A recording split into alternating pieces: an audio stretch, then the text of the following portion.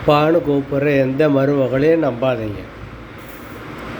வீட்டுக்கு வர வரைக்கும் அப்பா அப்பான்னு சொல்லுவாங்க. வீட்டுக்கு வந்த உடனே நம்மளை வந்துட்டு தெருநாய் மாதிரி நினைப்பாங்க. என்ன பண்ணுவாங்கன்னா,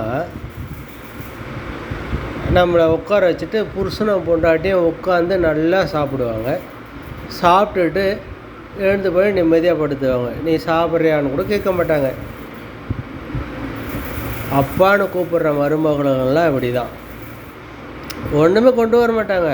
நம்ம எது கொண்டு வரான்னு நம்ம கேட்கவும் மாட்டோம். பிள்ளைங்க நல்லா இருந்தால் போதும் அப்படின்னு சொல்லிட்டு, நல்லபடியாக இருக்கட்டும் அப்படின்னு சொல்லிட்டு நாம் கல்யாணத்தை பண்ணி வச்சு எல்லாத்தையும் பண்ணி வைப்போம். அவங்க வீட்டுக்குள்ளே புகுந்த உடனே அவங்க பார்க்குற வேலை என்னன்னு கேட்டீங்கன்னா, அவங்களுக்கு தனி சுதந்திரம். காலையில் 8 மணி வரைக்கும் தூங்கணும். எழுந்திரிச்ச உடனே நேராக வேலைக்கு போகணும். வேலைக்கு போகிறதுக்கு முன்னாடி சாப்பிட்றதுக்கு கேன்டீனில் சாப்பாடு கொடுக்குறாங்களா, 2 வேளை கேன்டீனில் சாப்பாடு கொடுக்குறாங்களா. அதனால் அவங்க கேன்டீனில் சாப்பாடு போய்ட்டோம். வீட்டில் இருக்கிற மாமனார் மாமியாரெல்லாம் இவங்க கவனிக்க மாட்டாங்க. அதனால் இவங்களுக்கு கேன்டீனில் சாப்பாடு கொடுக்குறதுனால 2 வேளை நேராக எழுந்து போயிடுவாங்களாம்.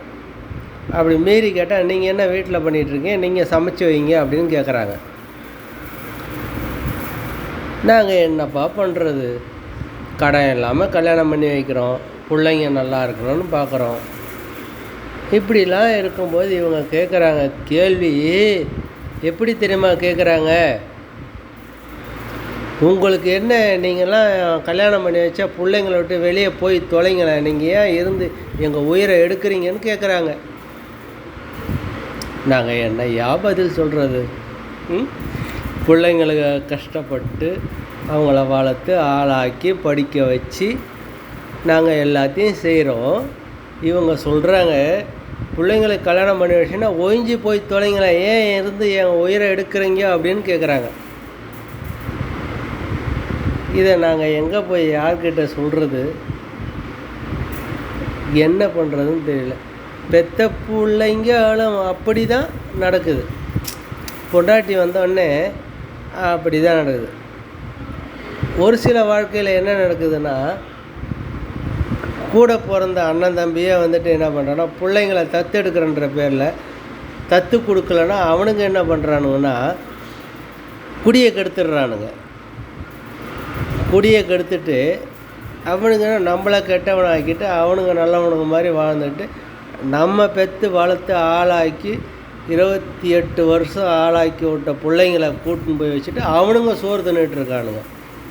இதெல்லாம் எந்த காலத்தில் நடக்குது, என்ன நடக்குது? இதெல்லாம் தெரிஞ்சு செய்யுதுங்களா, தெரியாமல் செய்யுதுங்களா? இதெல்லாம் எங்களுக்கு ஒன்றும் வேண்டாப்பா. நீங்கள் என்ன எங்களுக்கு தான் சோறாக போட்டீங்க, என்ன பண்ணீங்க? உங்களை நாங்கள் தான் பார்த்துருக்கோம்.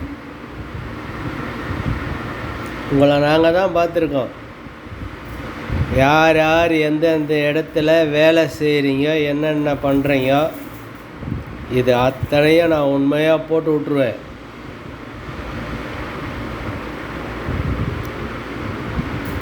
ரொம்ப நல்லவங்க மாதிரி நடிக்கக்கூடாது.